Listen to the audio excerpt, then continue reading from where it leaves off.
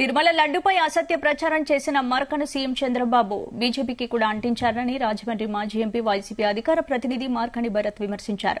అల్లర్లు చేసేందుకు కుట్ర జరుగుతుందనే కారణంతోనే జగన్ తన ప్రయాణాన్ని వాయిదా వేసుకున్నారని స్పష్టం చేశారు.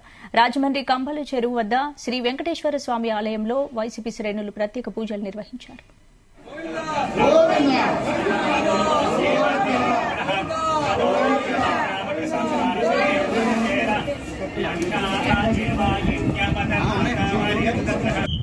మరి ఇంత పెద్ద హిందువుల మనోభావాలకు సంబంధించిన ఇంత పెద్ద అంశాన్ని ఈయన ఏ రకంగా చిన్నగా, అది కూడా లెజిస్లేటివ్ మీటింగ్ లో పెట్టాడు 2 నెలల తర్వాత.